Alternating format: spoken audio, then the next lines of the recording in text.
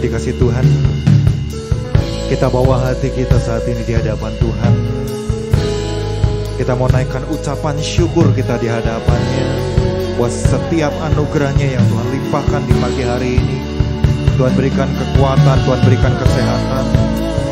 Bahkan kalau kita bisa bernafas, kita bisa membuka mata, kita bisa mendengar, dan kita masih bisa memuji Tuhan. Mari angkat suaramu, mari kita sembah Dia. Apapun pergumulanmu, mari taruh, letakkan itu di bawah kaki Tuhan Yesus. Sebab pengharapan kita hanya ada di dalam Dia. Terima kasih Tuhan.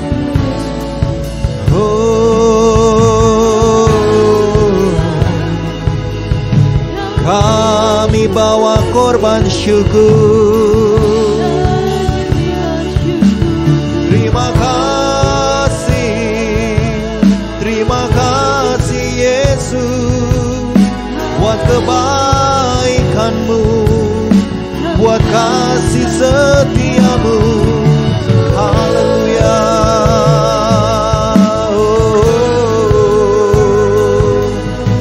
Besar anugerah-Mu, Kaulah Tuhan Allah yang setia, tak pernah meninggalkan kami.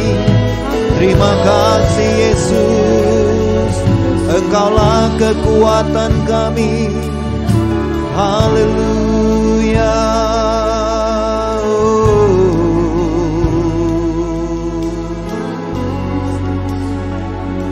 Terimalah persembahan kami melalui pujian yang kami naikkan di hadapan-Mu, Yesus. Haleluya.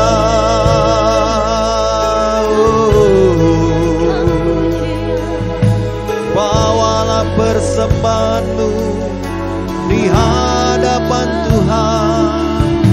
Segenap hati-Mu, segenap jiwa-Mu, segenap kekuatan-Mu. Haleluya.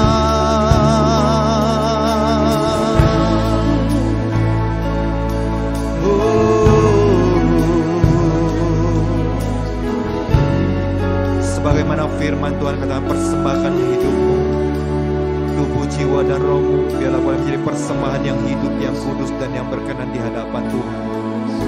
Firman Tuhan katakan, itulah ibadahmu yang sejati.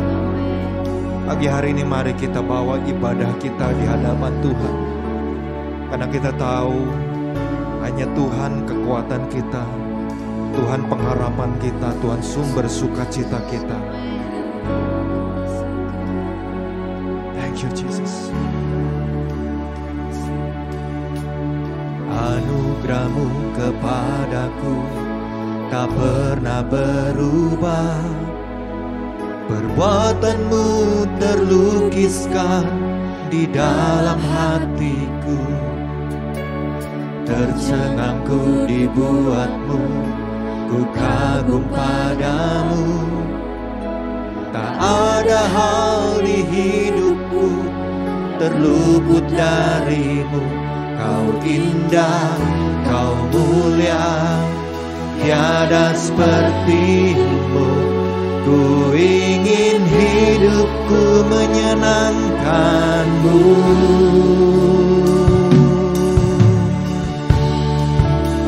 Katakan, Kau terawal dan terakhir, pencipta segalanya.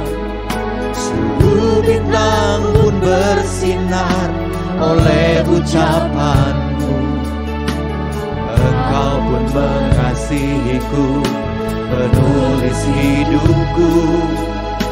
Tak henti segenap nafasku menyembah-Mu selalu. Ku puji, ku sembah, tiada seperti-Mu. Ku ingin hidupku menyenangkan-Mu.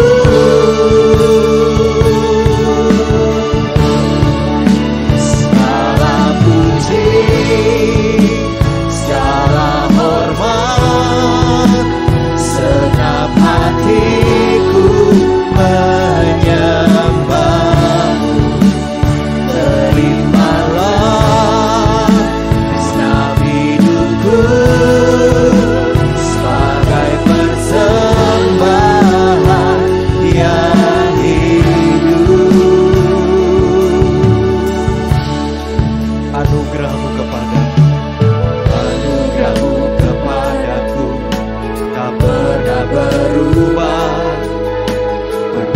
kekuatanmu terlukiskan di dalam hatiku. Tercerahku dibuatmu, ku kagum padamu. Tak henti segenap nafasku menyembahmu selama kau indah.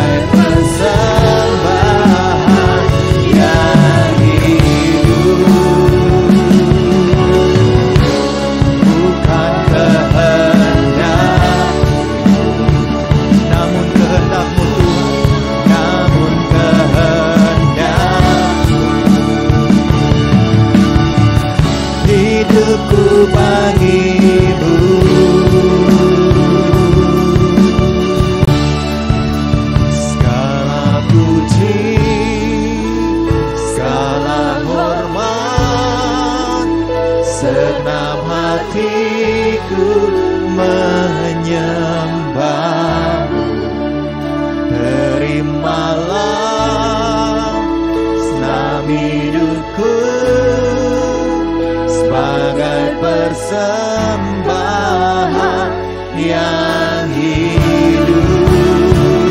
Mari kita sembah Dia.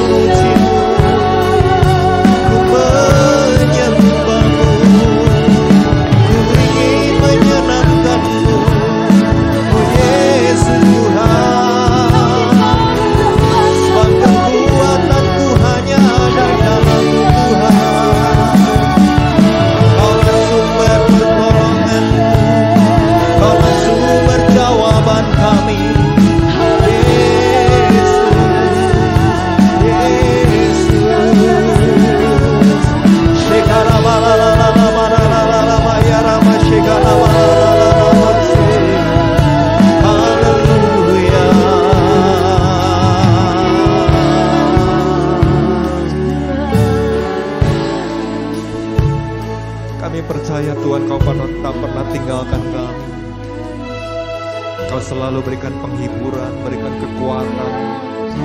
Kau tuntun setiap kami. Dan biarlah saat ini kami memegang selalu tangan-Mu Tuhan. Sebab hanya dekat Allah saja kami tenang. Terima kasih Yesus. Terima kasih. Segala puji, segala hormat, segenap hatiku menyembah-Mu. Terimalah senam hidupku sebagai persembahan yang hidup. Segala puji. Mari saya undang berjemaat Tuhan, kita bangkit berdiri bersama-sama. Segenap hatiku,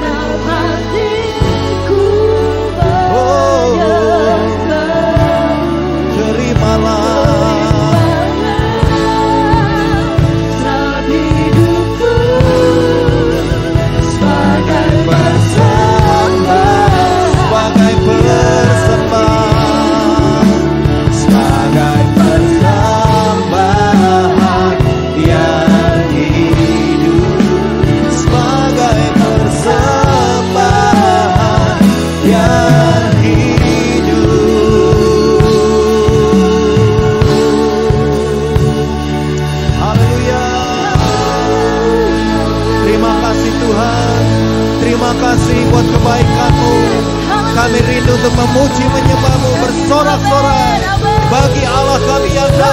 Haleluya. Haleluya. Shalom Bapak Ibu. Setiap kita yang percaya bersama-sama kita katakan amin. Mari kita bangkit berdiri bersama-sama. Coba tengok kanan kiri kita dan berikan senyum. Katakan Tuhan kita perkasa loh. Tuhan kita perkasa, amin. Haleluya. Mari kita belajar satu pujian ini bersama-sama.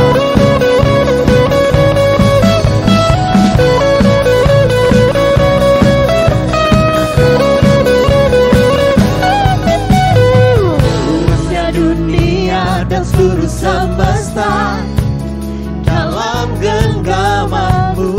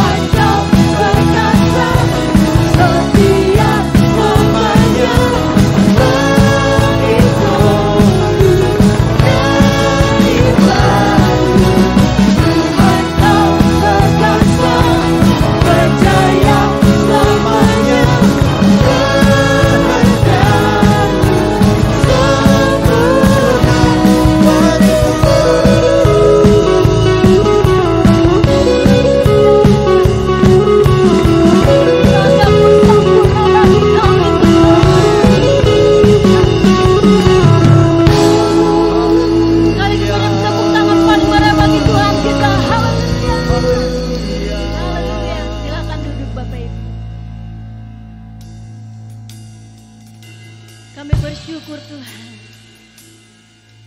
buat kebaikan-Mu, kemurahan-Mu dalam hidup kami. Sampai saat ini, detik ini Tuhan, kami boleh merasakan penyertaan-Mu yang sungguh sempurna dalam hidup kami. Haleluya. Mari Bapak Ibu kita belajar bersama-sama pujian ini.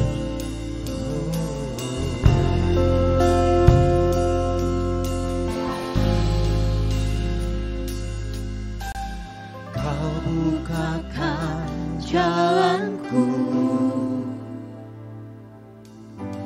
yang tak pernah terlihat. Kau lakukan sesuatu yang tak pernah terpikirkan. Ku bersyukur, ku bersyukur, Kau ajaib bagiku. Yesus, Kaulah jawabanku. Amin. Jawab semua keraguanku. Yesus, Kau kemenanganku. Heran perbuatan-Mu di dalam hidupku. Kami percaya Tuhan, Engkau membukakan jalan bagi setiap kami yang berharap kepada-Mu. Kau bukakan jalanku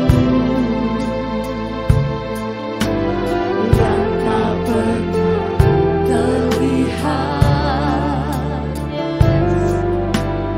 Kau lakukan sesuatu yang tak pernah terpikirkan. Ku bersyukur, Kami bersyukur kepada-Mu Tuhan. bersyukur, Amin. Kau ajaib bagiku. Yesus, Kaulah jawabanku. Dia yang menjawab. Jawab semua keraguanku. Yesus, Kau kemenanganku.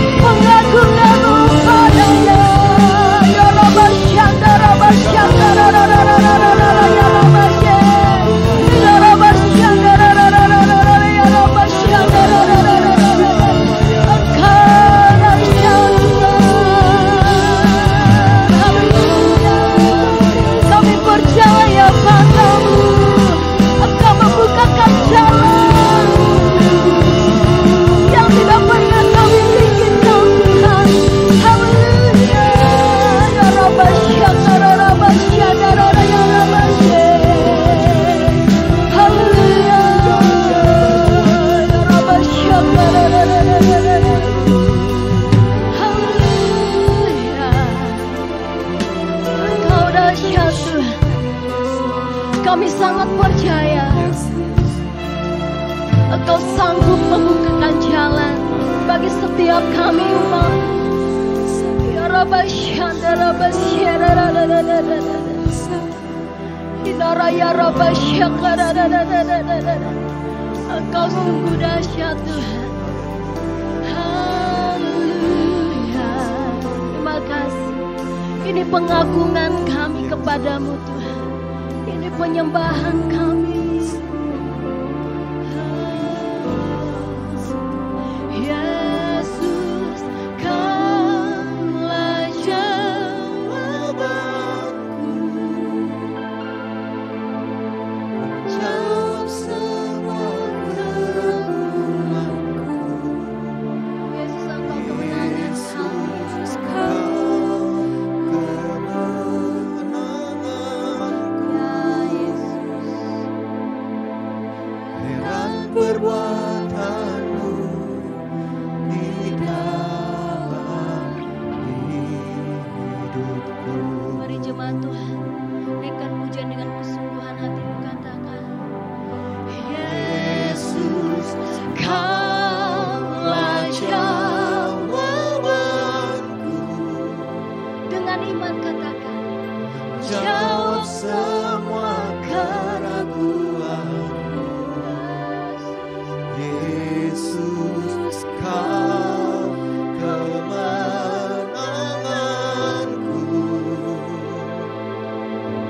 Heran perbuatanmu di dalam. Saya undang jemaat Tuhan semua bangun berdiri.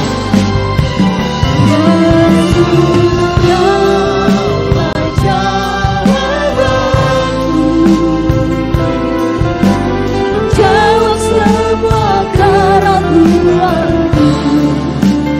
Yesus, Kau kemenanganku. Dan perbuatanmu di dalam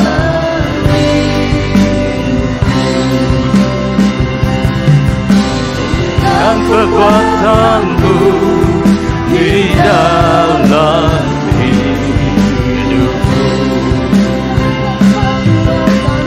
Dan perbuatanmu di dalam hidupku. Mari kita beri tepuk tangan buat Tuhan Yesus. Haleluya. Haleluya. Sungguh kami bersyukur Bapa di dalam nama Yesus. Kami bersyukur kalau kami hari ini ada sebagaimana kami ada di tahun yang baru, di minggu yang pertama. Kami sangat menyadari bahwa semua karena pertolongan-Mu ya Tuhan. Kami bersyukur untuk tahun 2023 yang boleh kami lewati. Kami menyadari kalau bukan karena kekuatan yang daripada-Mu, mungkin kami gak bisa lewati dengan baik. Dan kami percaya memasuki 2024. Kami gak tahu apa yang terjadi di hari-hari ke depan. Tapi kami tahu, kami punya Tuhan Yesus, sumber jawaban kami Tuhan. Yang menjawab setiap keraguan-raguan kami. Kami gak tahu tantangan apa yang akan kami hadapi. Tapi kami punya Tuhan Yesus yang memberikan kami kemenangan. Itulah sebabnya kami gak menjadi takut ketika kami memasuki 2024. Karena kami gak berjalan sendiri. Bersama Yesus kami akan lakukan perkara-perkara yang gagah perkasa. Bersama Yesus kami menang. Meskipun kami menyadari jalan yang kami lalui enggak mudah. Pesan Tuhan minggu lalu dikatakan jalan itu licin. Tapi waktu kami berjalan bersama Engkau, Engkau berikan kekokohan buat kaki kami. Tuhan, terima kasih Tuhan. Pagi hari menuju siang ini kami butuh firman-Mu, kami butuh perkataan-Mu, karena itulah yang menjadi tuntunan dan arah kami melangkah di tahun 2024 ini. Oleh sebab itu Tuhan, ajar kami pagi ini, ajar kami Tuhan, singkapkan apa yang menjadi pesan-Mu buat kami. Segala pujian, segala hormat hanya bagi Yesus. Mari setiap kita Bapak Ibu Saudara yang siap dengar firman Tuhan, sama-sama katakan, amin. Kita beri tepuk tangan buat Tuhan Yesus. Haleluya, haleluya. Silakan duduk Bapak Ibu Saudara. Shalom. Nah, gimana kabarnya Bapak Ibu? Wow, luar biasa ya, puji Tuhan. Oke, puji Tuhan Bapak Ibu Saudara. Saya pertama-tama mengucapkan selamat tahun baru 2024 kepada Bapak Ibu Saudara yang baru ketemu pada hari ini ya. Oh ya, yang hadir pada malam pergantian tahun, siapa di sini? Oke, puji Tuhan, nggak apa-apa, survei aja. Nah, Bapak Ibu Saudara, silakan menyimak apa yang jadi pesan Tuhan persis di awal tahun di pagi 1 Januari dini hari. Pesan Tuhan mengatakan bahwa jalan yang kita akan masuk ini nggak mudah, licin katanya. Kalau nggak berhati-hati dan kalau nggak melibatkan Tuhan, akan mudah sekali orang jatuh, terpeleset, tergelincir. Ya. Dan saya percaya bahwa Tuhan terus kasih tuntunan buat kita untuk kita memampukan kita melaluinya. Katakan amin. Dan pagi ini pesan Tuhan buat kita, buat saya Bapak Ibu dan Saudara adalah tetap bergerak maju di tengah ketidakmampuan. Wow. Saya percaya bahwa setiap kita pun menyadari bahwa sebagai manusia, bahkan sebagai orang percaya sekalipun, kita punya kelemahan. Ya. Kita punya keterbatasan.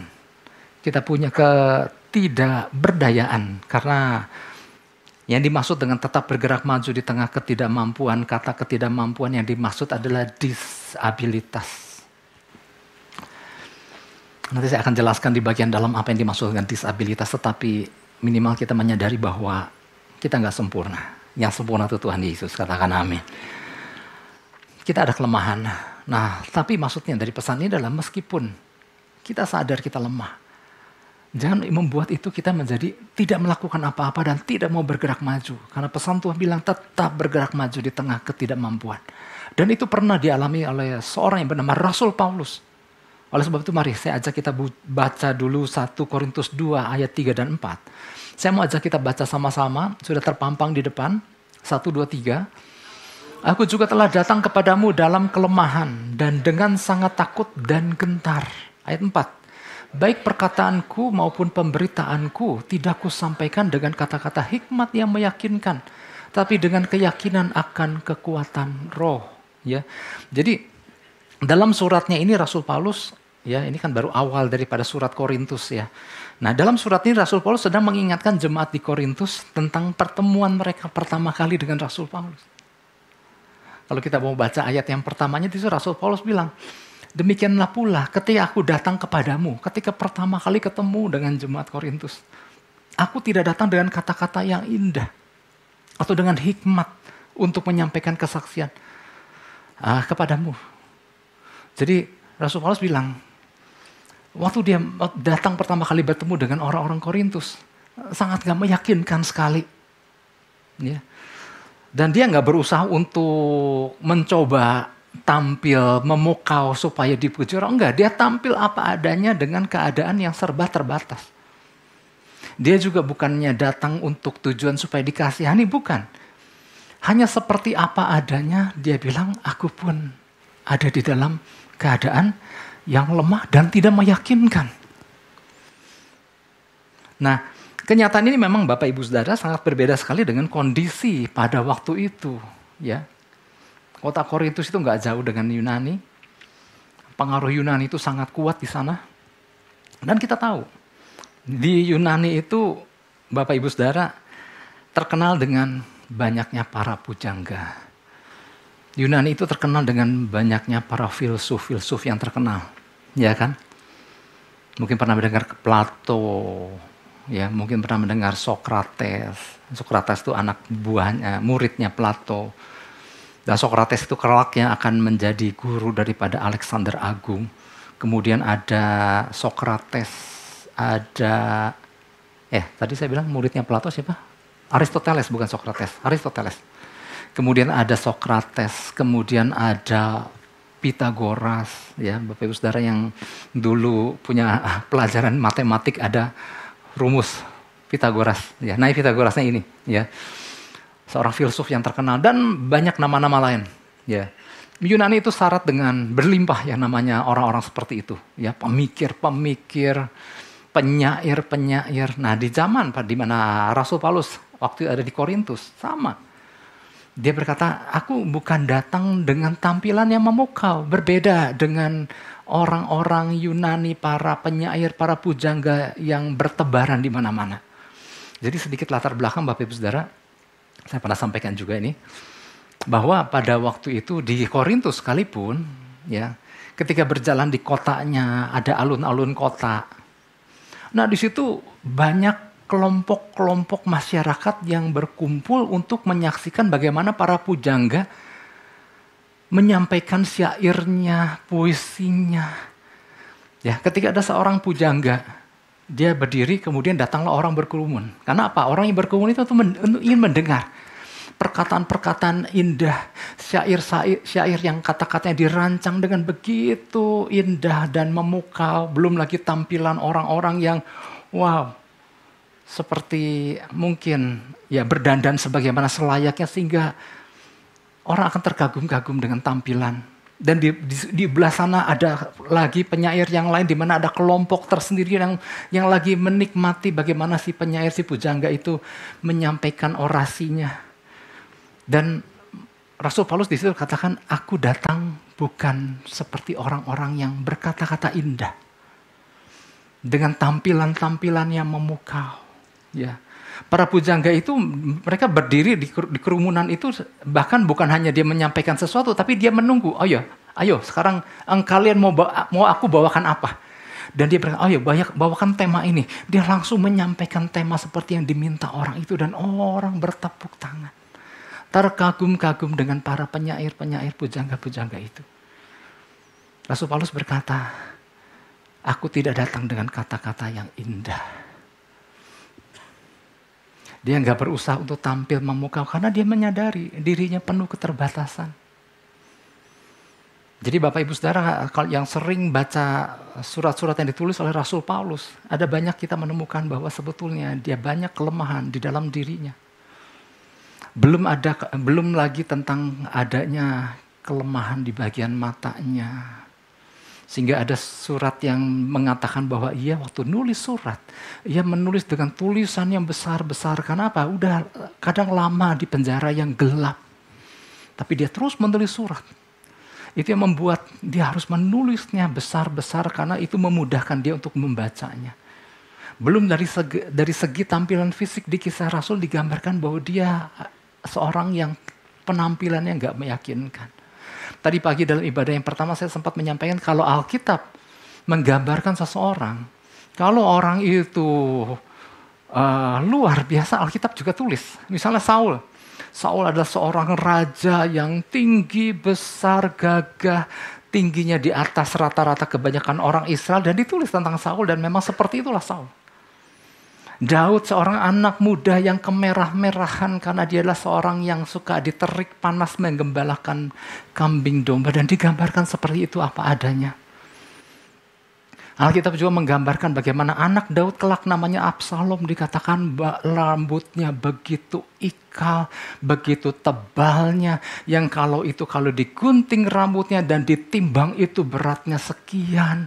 Artinya saking gomploknya. Kenapa jadi lihat kepala saya? Bukan itu. Absalom. Jadi artinya gini, kalau Alkitab menggambarkan bagaimana tampilan seseorang, dijelaskan dengan begitu baik. Dan Alkitab juga menyampaikan bahwa tampilan Rasul Paulus sangat tidak meyakinkan. Tapi apakah ini yang membuat Rasul Paulus merasa minder dan aku nggak jadi ke Korintus habis banyak pujaga-pujaga luar biasa yang membuat orang terpukau dengan perkataan-perkataan yang indah. Aku lewatilah Korintus, aku cari kota lain. Oh enggak. Di tengah keterbatasannya, justru Rasul Paulus melibatkan kuasa Tuhan. Makanya kalau kita lihat ayat yang keempat, Bapak Ibu Saudara, baik perkataanku maupun pemberitaanku tidak kusampaikan dengan kata-kata hikmat yang meyakinkan, tapi dengan keyakinan akan kekuatan roh. Kalau kita baca di terjemahan New King James, di situ dikatakan, tetapi dengan keyakinan dan akan kekuatan roh. Di situ ditulis, but in demonstrations of the Spirit and of power. Wow, luar biasa. Dia sadar dia punya banyak keterbatasan. Dia sadar dia sangat tidak meyakinkan. Beda dengan para orator-orator yang luar biasa, orang Yunani ini. Tapi dia bilang, ada kuasa Tuhan yang terlibat di dalamnya. Sehingga Mungkin secara tampilan Rasul Paulus gak ada apa-apanya, tapi waktu dia memberitakan tentang kebenaran, waktu dia menyampaikan Injil kerajaan, itu lawatan Tuhan menjamah hati orang-orang di sana. Terjadi revival, terjadi pertobatan, terjadi perpindahan kepercayaan. Kenapa? Karena bukan dengan kekuatan dia, tapi dia mengizinkan kuasa Allah bekerja lewat hidupnya, lewat dalam dirinya. Ini yang membuat menjadi beda. Dia tahu dia banyak keterbatasan dan dia tidak mau tetap tinggal diam di dalam keterbatasannya. Tapi dia memutuskan untuk melibatkan kuasa Tuhan di dalamnya. Nah, ini jadi pesan Tuhan. Inilah menjadi pesan Tuhan bagi kita, bagi saya, Bapak Ibu dan Saudara. Tuhan gak mau kita terpaku dengan segala bentuk keterbatasan dan ketidakmampuan atau disabilitas kita. Setiap kita manusia, bahkan kita orang percaya memang memiliki keterbatasan, ya. Bahkan kalau mau jujur, ada kedisabilitas, ya. Kita bukan orang sempurna, ya. Tapi jangan sampai keterbatasan dan ketidakmampuan kita ini akhirnya menghentikan langkah kita. Padahal kita tahu di dalam mengiring Tuhan, Alkitab menggambarkan bahwa kita seperti orang yang pelari yang ikut di dalam sebuah perlombaan yang diwajibkan, di mana di ujung sana ada garis akhir. Ada mahkota yang Tuhan sediakan buat kita, di mana kita harus menyelesaikan pertandingan kita dengan baik. Jadi artinya Tuhan mau kita terus bergerak maju meskipun di tengah disabilitas kita, di tengah ketidakberdayaan kita. Tuhan mau kita terus, ya, Tuhan mau kita terus berhenti berlari karena menyadari diri lemah. Itu akhirnya kita nggak akan pernah bisa menyelesaikan pertandingan yang diwajibkan bagi kita tersebut, ya. Nah, sekarang ini Bapak Ibu Saudara, kapan seorang percaya dikatakan sedang menghentikan langkahnya? Oke, ada dua hal minimal. Yang pertama, ketika orang percaya sudah tidak mengalami progres apa-apa lagi di dalam pengiringannya sama Tuhan. Artinya, dari 5 tahun yang lalu pun ya rohaninya begitu-begitu aja. Masuk 2024 pun begitu-begitu aja. Artinya nggak ada progres. Nah, kalau mau jujur, orang yang nggak alami progres sebetulnya sedang menghentikan langkahnya. Kenapa menghentikan langkahnya? Ya nggak ada progres. Langkah itu dibuktikan seseorang orang percaya sedang berlari ketika ada progres yang terlihat nyata. Ya, progres di dalam Tuhan itu bukan sekedar masih datang beribadah ke gereja, puji Tuhan dengan semuanya itu. Namun apakah masih mengalami kemajuan rohani yang terlihat nyata? Atau tidak? Suatu kali Timotius, seorang anak rohani daripada Rasul Paulus yang ditempatkan menjadi gembala di kota Efesus. Dan kita tahu kota Efesus adalah kota yang besar, ya, kota metropolitan. Ya, dan dia di situ ditempatkan Rasul Paulus untuk menjadi gembala buat jemaat Tuhan di sana.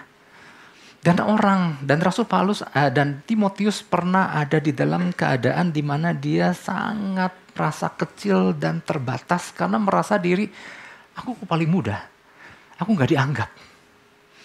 Para senior di sana, para pengajar di sana lihat, lu siapa gini, anak muda di sini di kota Efesus.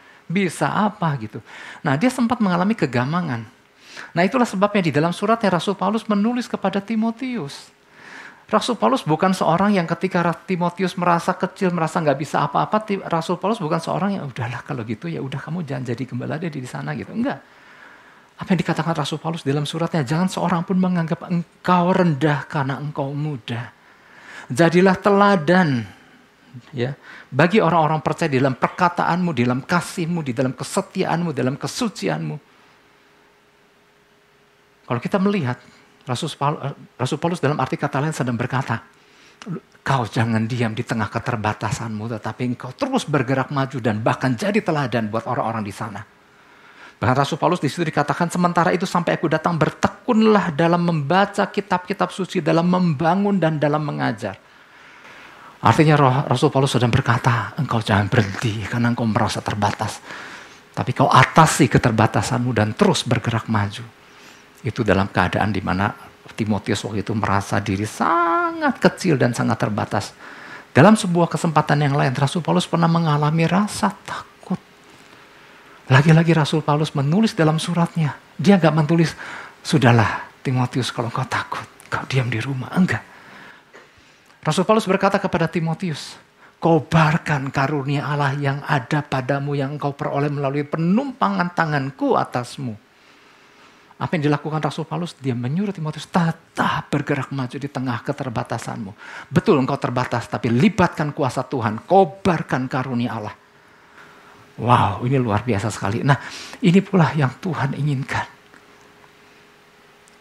Setiap kita mungkin menyadari masing-masing kita punya kelemahan, punya ketidakberdayaan, punya disabilitas masing-masing.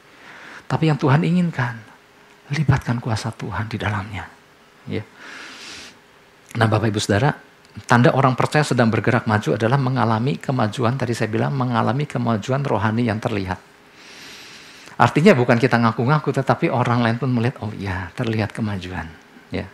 Nah, mengalami yang disebut mengalami kemajuan rohani adalah gini, bukan hanya diri kita yang ngaku-ngaku kemaju rohani, tetapi semua orang mengakuinya. Ya, ingat tentang satu pribadi di Alkitab yang namanya Kaleb. Kaleb adalah salah satu dari 12 pengintai. Kita ingat Kaleb waktu itu sama Joshua, 2 pengintai yang tetap percaya akan apa yang Tuhan janjikan membawa bangsa Israel masuk ke tanah perjanjian dibandingkan 10 pengintai yang pulang mengintai akhirnya jadi ketakutan dan menciutkan hati banyak orang Israel. Nah, Kaleb di situ ingat nggak? Dia berkata, betul di sana ada raksasa. Orang-orang enak itu. Tapi Tuhan kita yang luar biasa akan membawa kita masuk ke sana, ke tanah perjanjian. Dan kita akan telan orang-orang enak itu, raksasa-raksasa itu. Wow, ini luar biasa. Nah, kemudian berjalanlah bangsa Israel dan tibalah di tanah perjanjian. Nah, Joshua 14. Di situ dikatakan Kaleb, dia datang sebelum menginjakkan kaki di tanah perjanjian, pas di tepian, menjelang tanah perjanjian, Kaleb datang kepada Musa. Musa, berikan tanah Hebron kepadaku. Ada apa dengan tanah Hebron? Tanah Hebron adalah tempat di mana raksasa-raksasa itu tinggal. Tempat di mana orang-orang enak itu berada. Berikan Hebron kepadaku, karena aku akan telan habis itu raksasa-raksasa. Dan di situ dikatakan pada waktu itu usia Kaleb sudah 85 tahun. Tapi Kaleb tidak berfokus pada usianya yang sudah 85 tahun. Alkitab tidak mencatat maka si kakek ini berjalan dengan susah payah. Oh enggak. Alkitab mencatat Kaleb berkata, usiaku 85 tahun sekarang dan aku masih sama kuat dengan ketika waktu aku berusia 40 tahun. Waktu Musa mempercayakan aku sebagai seorang pengintai dari 12 pengintai. Apa yang membuat Kaleb begitu bersemangat dan semangatnya begitu membara? Sudah berjalan 40 tahun sampai menginjak 85 tahun dia bilang berikan Hebron kepadamu. Karena ada tujuan Tuhan yang luar biasa dalam hidupnya. Dia terus membangun karena dia percaya bahwa Tuhan yang berjanji Tuhan yang akan menggenapkannya dan dia akan melawan itu orang raksasa-raksasa itu. Nah, ada satu di Joshua 14 ini kita akan menemukan ada beberapa kalimat yang luar biasa tentang Kaleb. Yang pertama, okelah dibuka aja ayatnya Joshua 14 ayat 8. Udah tahu ya, Joshua 4 ayat 8. Di situ Kaleb berkata, di kalimat terakhirnya aja, karena aku tetap mengikuti Tuhan Allahku dengan sepenuh hati. I wholly follow the Lord my God. Tapi kita mungkin bisa protes, tapi kan itu kan Kaleb yang ngaku-ngaku. Nggak kaci Pak, gitu ya. Oke, kita lihat ayat yang ke-9. Di situ bukan Kaleb aja yang berkata bahwa dia mengikuti Tuhan sepenuh hati. Musa berkata, sebab engkau, kalimat terakhir ya, sebab engkau tetap mengikuti Tuhan Allahku dengan sepenuh hati. Musa yang ngomong. Siapa Musa? Musa pemimpin bangsa Israel. Dalam arti kata lain Musa adalah gembala bangsa Israel. Dan dia berkata, Kaleb, engkau tetap mengikuti Tuhan Allahku dengan sepenuh hati.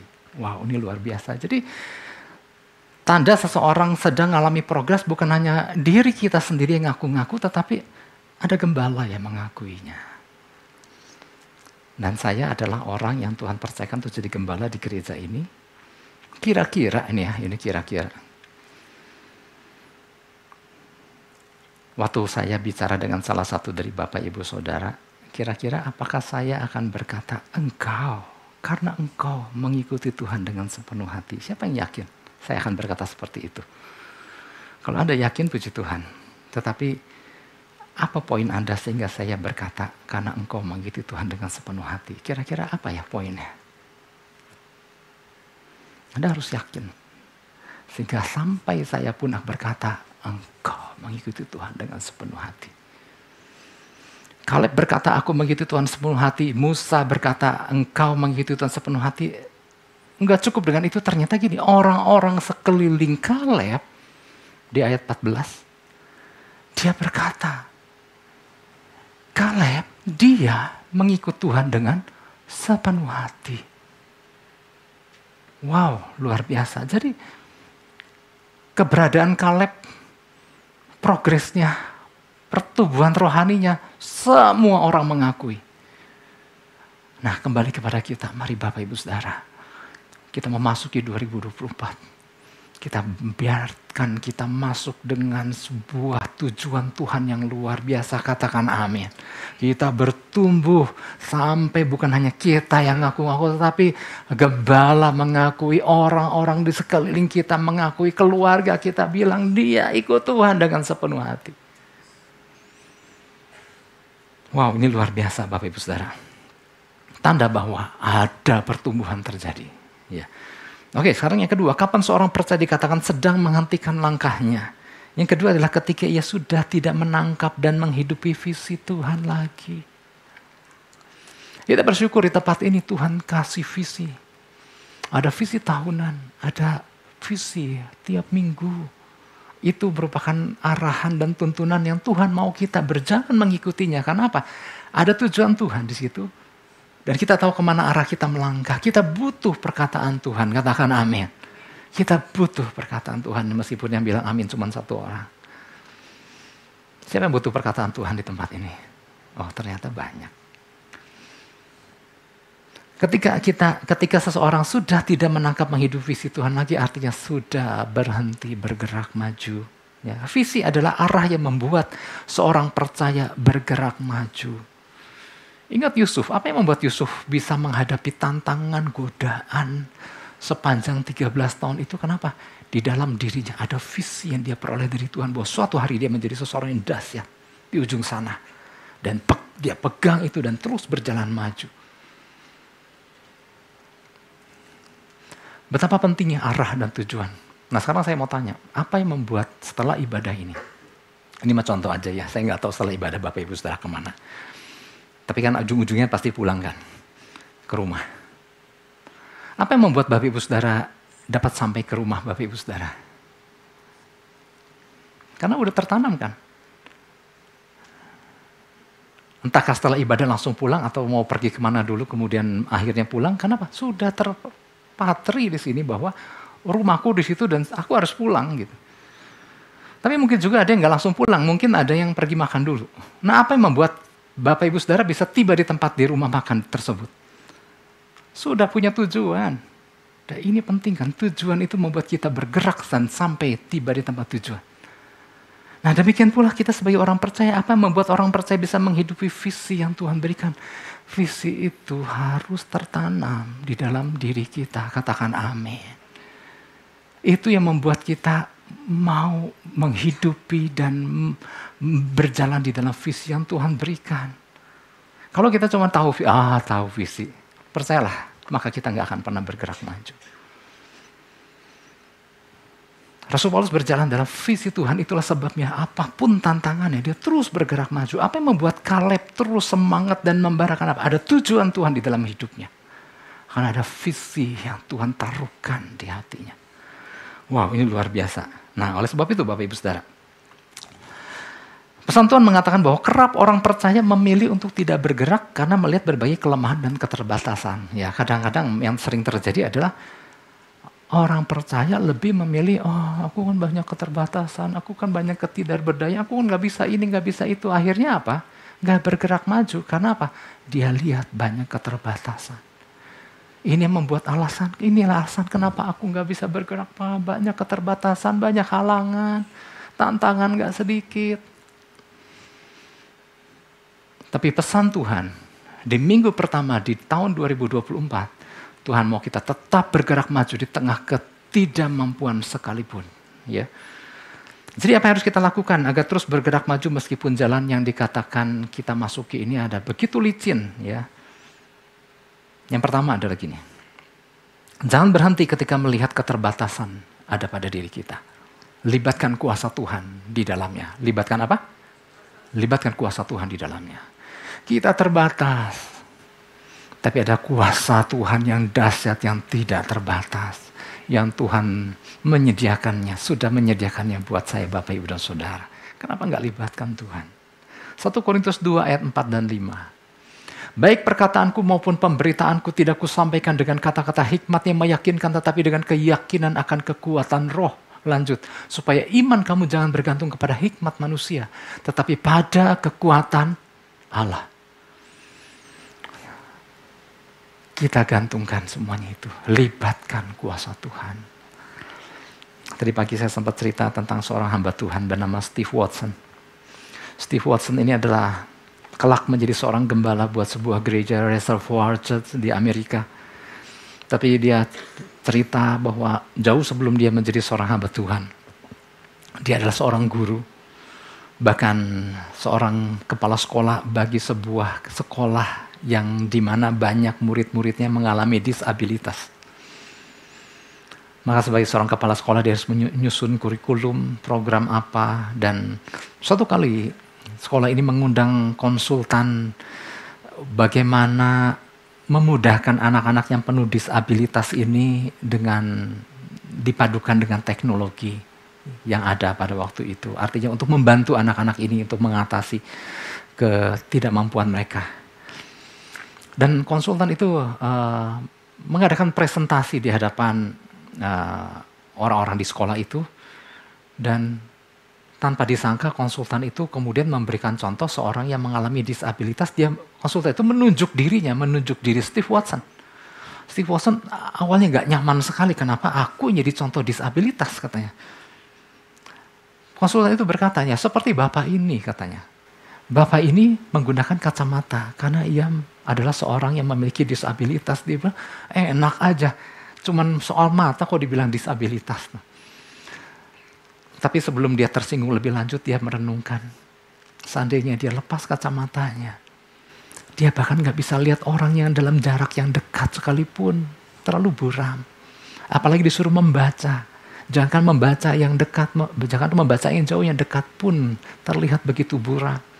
Dan Steve Watson menyadari bahwa kalau dia lepas kacamatanya, dia bahkan gak bisa mengendari kendaraannya yang dia gunakan bolak-balik dari rumah ke sekolah. Dan akhirnya dia menyadari, oke, memang aku memiliki disabilitas. Tapi bersyukur aku punya kacamata ini. Nah, cerita berlanjut. Kemudian Steve Watson mengatakan di awal usia 30, bukan hanya dia menggunakan kacamata di tengah ketidakmampuan matanya itu. Di awal usia 30, dia mengalami masalah pendengaran. Dia mulai kehilangan pendengaran. Dan dia sangat malu untuk mengakuinya karena dia merasa sebagai anak muda, ya udah mah nggak bisa lihat, budek lagi katanya. Jadi dia merasa dia memilih untuk ya udah dia diamkan saja. Tapi dia mengalami banyak hambatan, bayangkan. Apalagi dia mengakui kalau bahasa Inggris katanya banyak ucapan-ucapan yang membutuhkan ketajaman untuk dia bisa menangkapnya. Dan dengan masalah yang ada di telinga dia sulit mendengar. Tapi dia gak mau mengakuinya sehingga orang memperlakukan dia sebagai mana layaknya seorang disabilitas yang memiliki kelemahan di dalam mendengar. Dan dia jalani sekian tahun dan sampai akhirnya dia memutuskan Aku harus bisa mengatasi ini. Maka dia mulai menggunakan yang namanya hearing aid, alat pendengar, bantu dengar. Dan sejak itu dia bilang, sangat membantu sekali. Dia bisa mendengar dengan jelas. Nah Bapak Ibu Saudara, apa yang saya mau sampaikan dengan contoh-contoh yang dialami oleh Steve Watson ini? Akhirnya dia bisa mengatasi ketidakberdayaannya dengan menggunakan alat bantu. Ya, untuk dapat melihat dengan jelas ya pakai kacamata, untuk dapat mendengar dengan jelas ya pakai alat bantu pendengaran.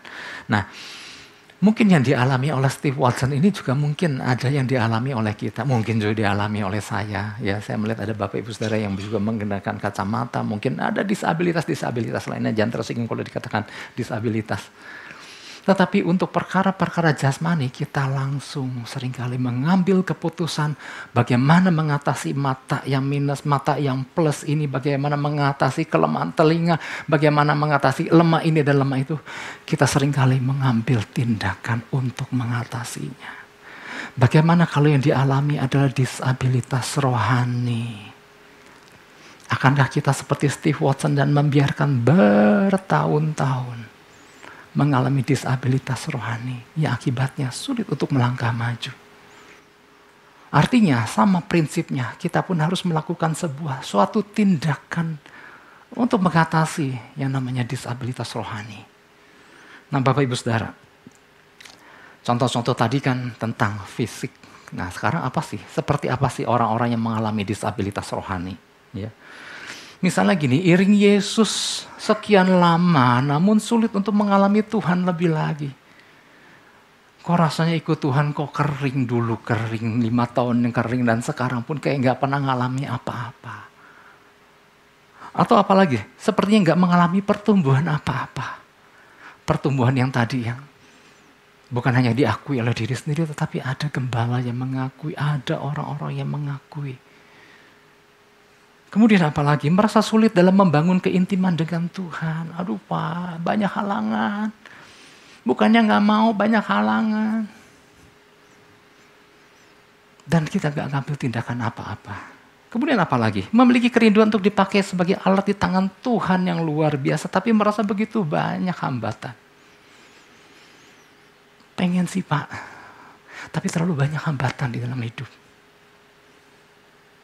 Rindu untuk menjadi seorang pemimpin yang baik di dalam keluarga. Namun ada saja masalah ini, masalah itu. Sehingga bukannya gak mau Pak.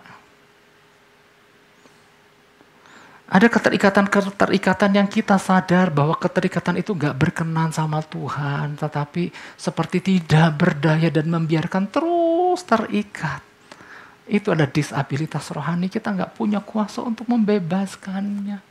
Kalau ditanya pengen lepas, mah pengen. Tetapi ya itulah Pak, masalahnya Pak, tergoda lagi. Artinya apa? Disabilitas rohani. Terus apa lagi? Gak sedikit pasangan-pasangan yang merasa gak dihargai oleh pasangannya.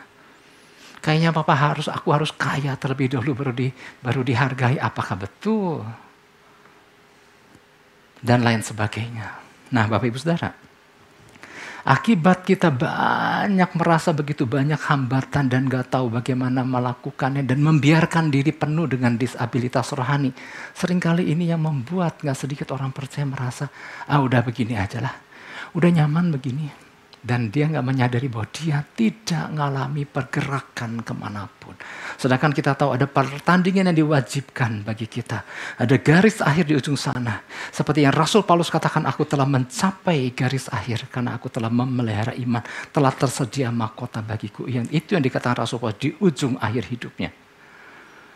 Oleh sebab itu kita juga harus bisa mengatasi segala disabilitas yang kita alami. Seperti Rasul Paulus, makanya waktu dia masuk ke kota Korintus, dia menyadari dia sangat tidak meyakinkan. Aku gak bisa ngomong kayak itu orator-orator ulung itu. Aku banyak keterbatasan.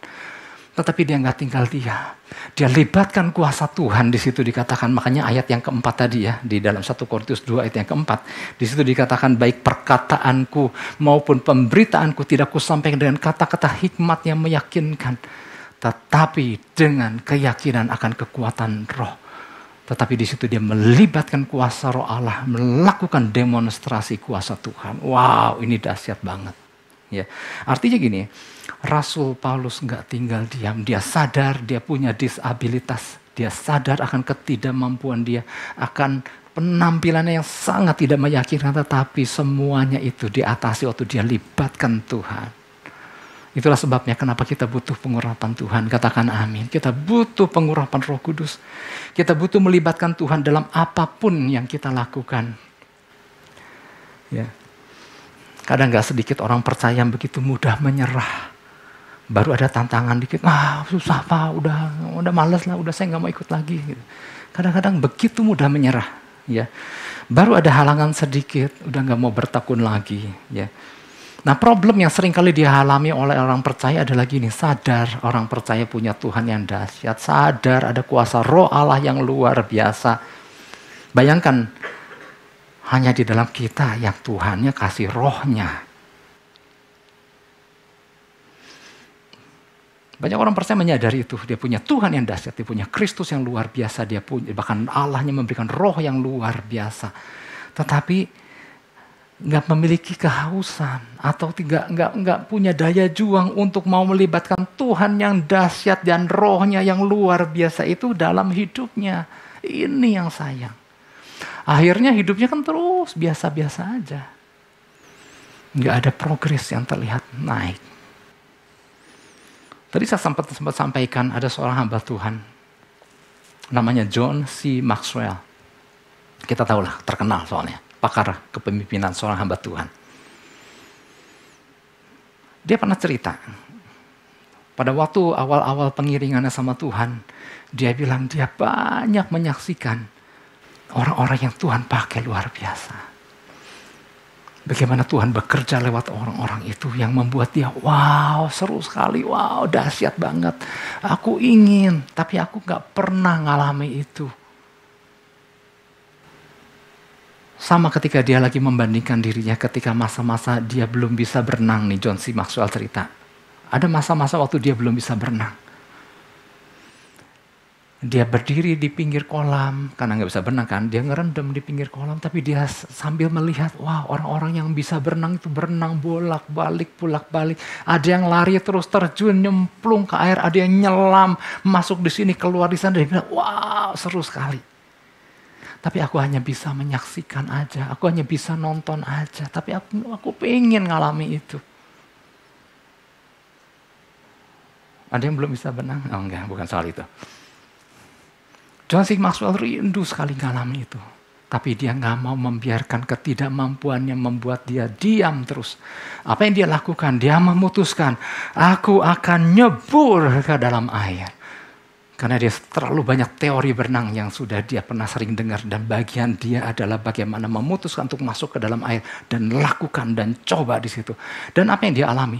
Dia bisa berenang dan dia ngalami, wow indahnya. Lebih indah mengalaminya daripada nontonnya. Nah, pengalaman ini pula yang dia putuskan waktu dia melihat bagaimana orang-orang yang dia saksikan dipakai Tuhan sebagai alat yang dahsyat. Sampai akhirnya dia memutuskan untuk jebur dalam tanda kutip masuk ke hadirat Tuhan. Dan dia libatkan kuasa roh Tuhan. Tenggelam di dalamnya. Ini membuat kuasa Tuhan bekerja di dalam dirinya. Di tengah keterbatasan dirinya. Tapi dia membiarkan roh Tuhan bekerja. Ini membuat dia pun mengalami perkara-perkara yang luar biasa. Siapa di sini yang rindu untuk mengalami perkara-perkara yang luar biasa bersama Tuhan? Saya percaya kita semua rindu. Oke, saya akan tutup dengan ini. Bapak Ibu Saudara, Rasul Paulus. Dia sadar banyak keterbatasan. Sambil pemain keyboard. Dia banyak keterbatasan. Suatu kali, ya kita mencatat kelemahan di sana, kelemahan di sini. Suatu kali dia datang kepada doa kepada Tuhan Yesus. Dia bilang, Tuhan, ada iblis yang menggocoh diriku, ada duri dalam daging. Tuhan, aku minta Tuhan lepaskan itu. Tapi apa yang Tuhan katakan? 2 Korintus 12 ayat 9. Tuhan katakan gini, Jawab Tuhan kepadaku, cukuplah kasih karuniaku bagimu. Sebab justru dalam kelemahanlah kuasaku menjadi sempurna. Wow, keren sekali ya. Tuhan gak lepaskan duri dalam daging yang terus menggocoh dirinya. Tuhan berkata, kasih karuniaku cukup bagimu. Libatkan aja aku. Makanya Rasul Paulus di ayat selanjutnya, ayat 10. Dia bilang begini, karena itu aku senang dan rela di dalam kelemahan, di dalam siksaan, di dalam kesukaran, di dalam penganiayaan dan kesesakan oleh karena Kristus.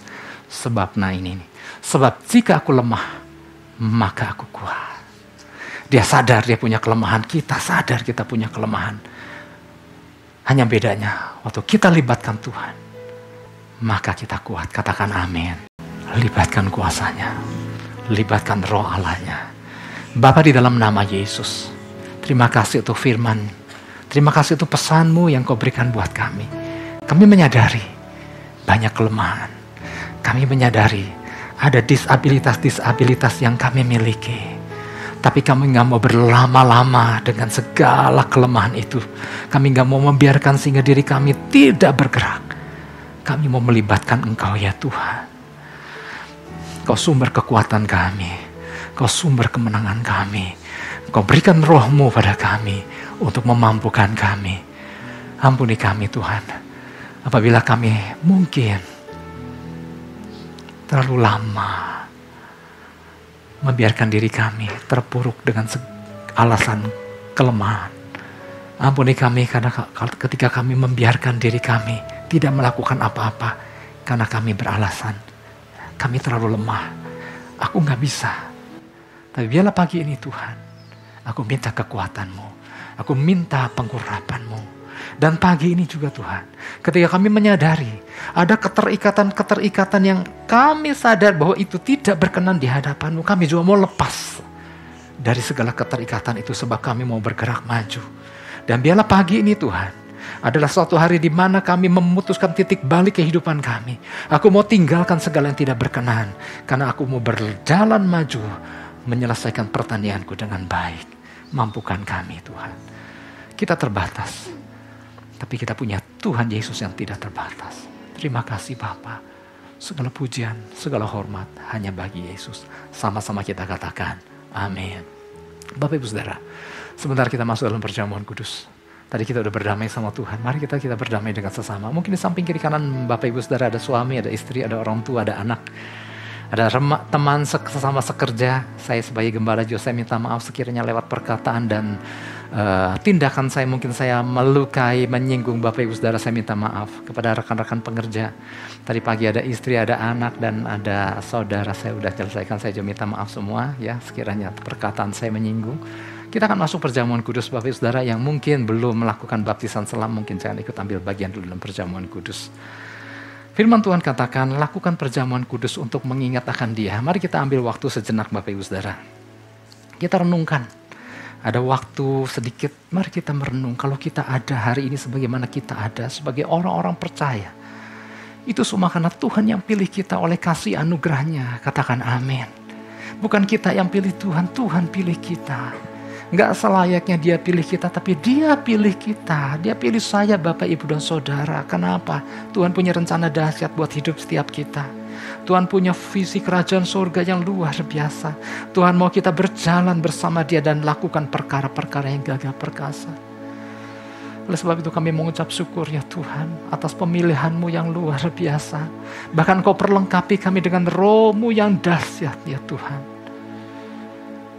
Sebentar kami masuk dalam perjamuan kudus. Tuhan pimpin semuanya itu. Mari Bapak Ibu Saudara. Sebab apa yang telah kuteruskan kepadamu telah aku terima dari Tuhan. Mari kita ambil roti dan angkat roti ini tinggi-tinggi. Pada malam waktu Ia diserahkan, Ia mengambil roti. Dan sesudah itu Ia mengucap syukur atasnya. Ia memecah-mecahkannya dan berkata, inilah tubuhku yang diserahkan bagi kamu. Perbuatlah ini menjadi peringatan akan aku. Jemaat yang dikasih Tuhan, bukankah roti yang kita pecah-pecahkan adalah persekutuan dengan tubuh Kristus? Amin. Mari kita memakannya di dalam nama Yesus Kristus.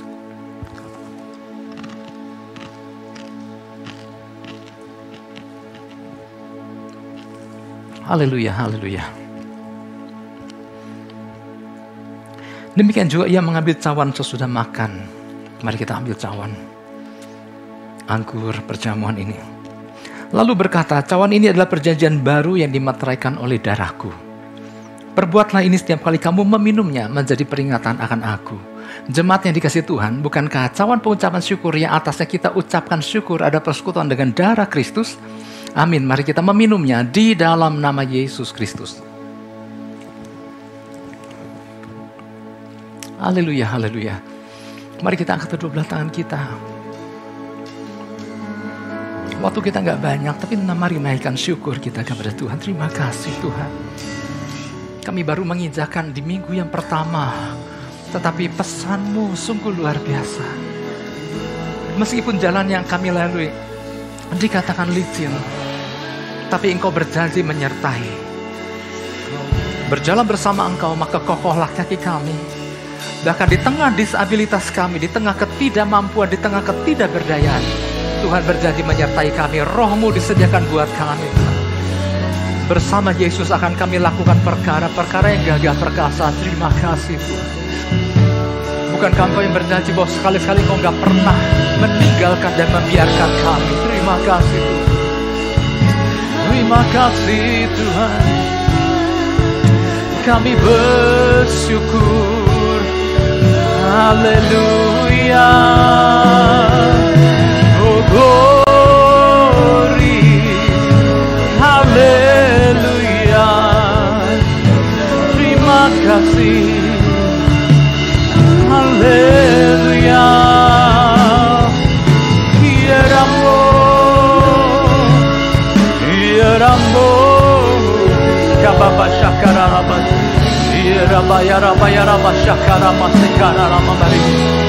Lebih dalam lagi kita masuk sama Tuhan. Aku butuh kekuatan-Mu Tuhan. Aku butuh pengurapan-Mu ya Bapa.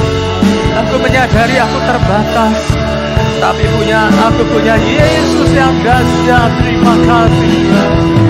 Haleluya. Haleluya.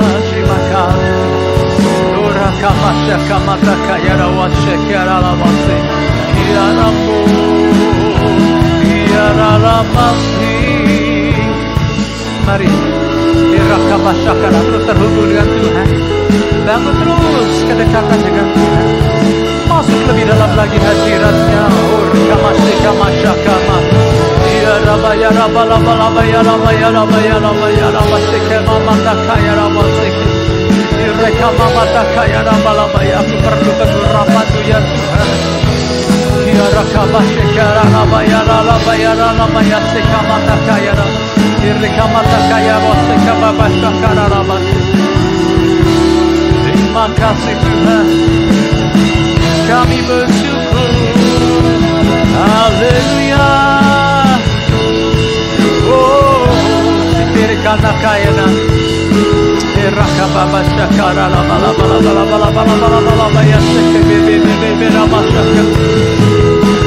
Haleluya, haleluya, haleluya. Sita kaya, sika mata kaya wasi. Terima kasih. Haleluya, haleluya. Oh, kamasi. Sika maya rawashaka babata kaya na. Sibita kaya rawasi karalama.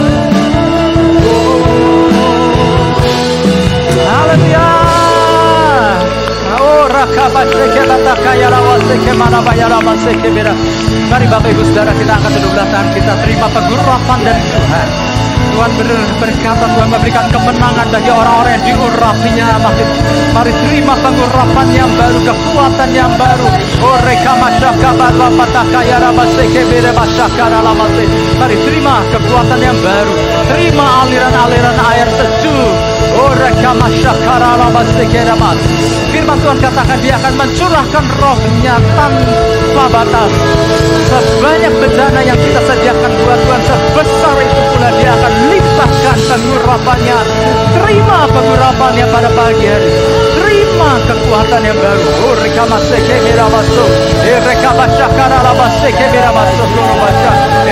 mahaseke merabaseke dalabase. Eraka mahashaka dalabaseke marabasu. Oh boroboseke dele bara. Mari terima pengurapan yang baru, terima kekuatan yang baru. Haleluya. Terima kasih Yesusku, terima kasih Yesusku. Puji syukur hanya bagi Tuhanku. Terima kasih Yesusku, terima kasih Yesusku. Puji syukur hanya bagi Tuhanku. Katakan terima kasih. Terima kasih Yesusku, terima kasih Yesusku. Puji syukur hanya bagi Tuhanku. Terima kasih Yesusku, terima kasih Yesusku. Puji syukur hanya bagi Tuhanku. Puji syukur hanya bagi Tuhanku. Puji syukur hanya bagi Tuhanku.